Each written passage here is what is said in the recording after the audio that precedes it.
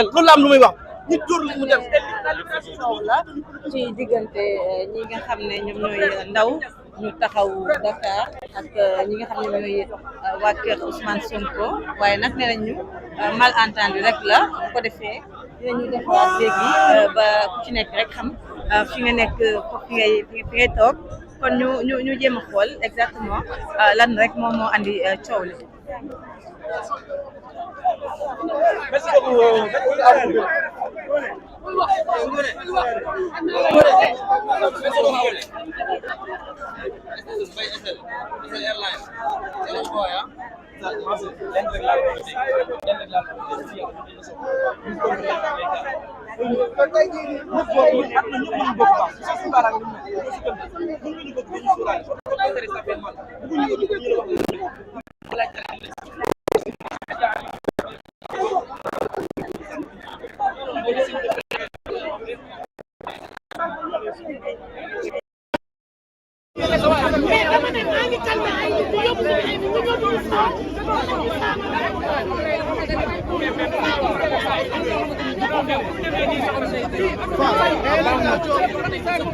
Nice.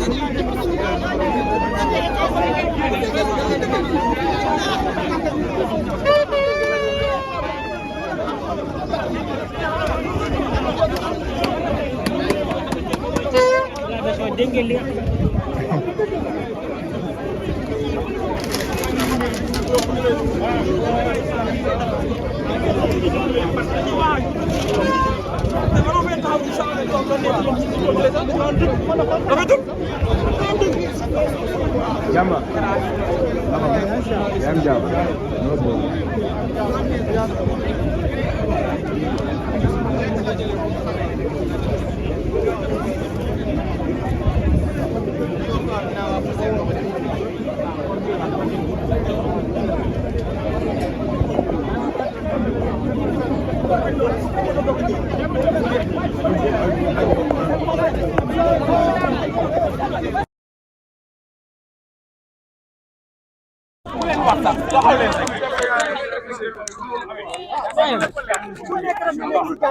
benn ennemi lañ am mooy Macky Sall mais buñ ci jëlee benn Khalifa Ababacar Sall bëgg ko boole ci ennemi yi su boobaa nag la ñuy gis leneen duñ ko seetaante duñ ko may kenn du ko yàq kenn du ko yàq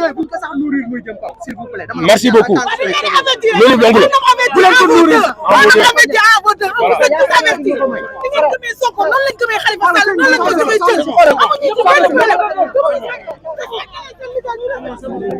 voilà mu mel ne nag ñi nga xam Khalifa rek la ñuy wër waruñu keneen Khalifa Ababacar Sall la ñuy wër. mais lan moo war a coow lii ndax yéen a bokk benn objectif. mais dañu ñëw am nañ droit ñun ñëw soutenir suñu leader am nañ droit te tey ñun ñëpp lenn moo ñu ñor muy xeex 3e mandat wu Macky xeex aussi la nga xamante ni moom la Macky Sall bëgg imposer Sénégalais yi mooy que benn candidat opposition bi bañ a bokk te ñun loolu dañ koy bañ ba xëy dee objectif bi loolu la objectif bi ñun dañuy dem pour dialoguer pour l'intérêt national de notre pays on va aller dialoguer nit mënuñu ko tere parce que mooy suñu position parce que dialoguer c'est pas trouver des compromissions dialoguer c'est pas aller comment dirais-je pour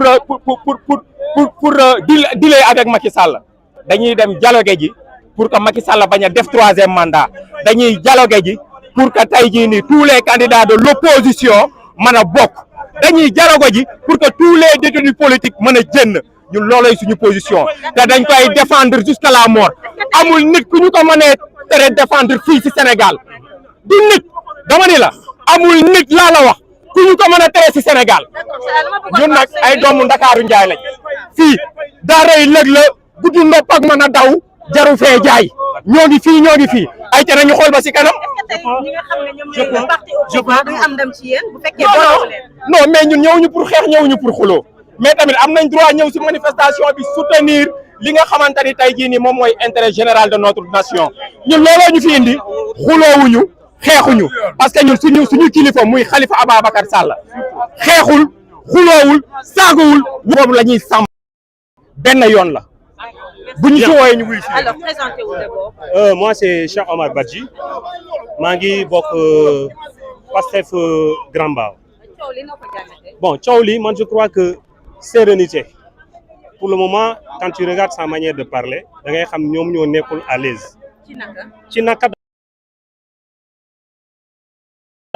bu Barthélémy Dias disait que képp kuy dem di négocier ak Macky Sall au moment où on est en train de mettre des gens dans les prisons yow yaa ngi deal. À l'époque j'ai dit que non, il n'avait pas le droit de parler ainsi parce que un président de la République bu la wooyee ci beneen domaine bu bokkul ci dialogue genre politique yooyu da nga ko war a wuyu bi ma koy naan ni kii il est le maire de Dakar si le président de la République a besoin de lui da ko war a wuyu mais maintenant dans le domaine politique c'est pas la manière, ce n'est pas la manière, c'est pas une manière de parler avec de l'arrogance. Barthélémy Dias jusqu'à l'extinction du soleil, la sortie d'Ousmane Sonko, il n'a jamais cité le nom de Barthélémy. Il a parlé des leaders boko en direct par le biais de Khalifa parce que boobu Bart mu ngi doon manipuler Khalifa ñu ngi doon xuloo. On se rappelle que le PASTEF Dakar avait quitté la coalition Yewwi Askan Wi. Est-ce que vous savez pourquoi? Parce que Khalifa voulait mettre à la tête de la liste de la mairie de Dakar Soham Wardini. Abass Fall a fait une déclaration mu ne ni PASTEF Dakar suspend ses activités dans Yewwi Askan Wi. Grâce à, je ne sais pas, il gagnait Dakar depuis 2009. 2009, évidemment. 2009, c'était Benno Siggil Sénégal. J'étais dans Benno Siggil Sénégal.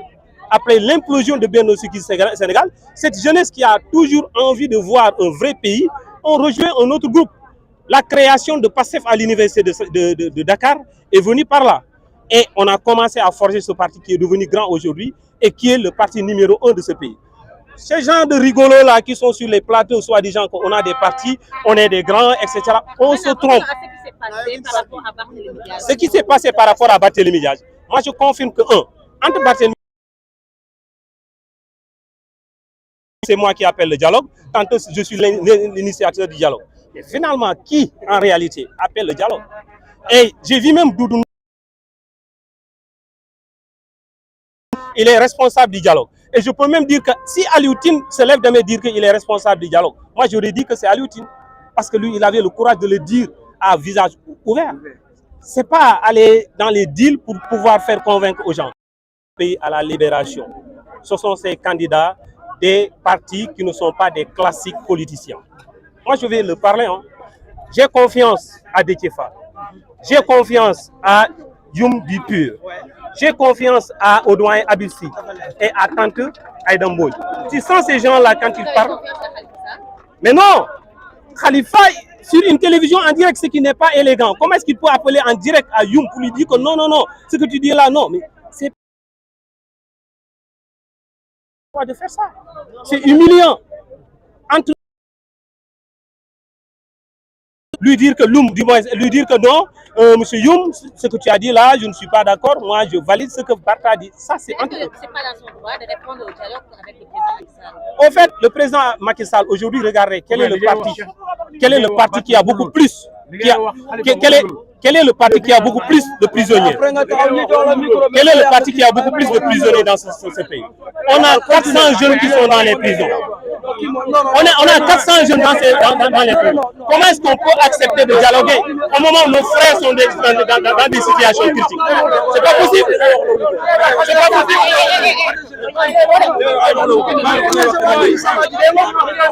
Donc, ce que j'ai à dire, la coalition Khalifa Sall yow moom bokkuma ak yow de voilà bokkuma ak yow waaw mais bokkuma ak yow.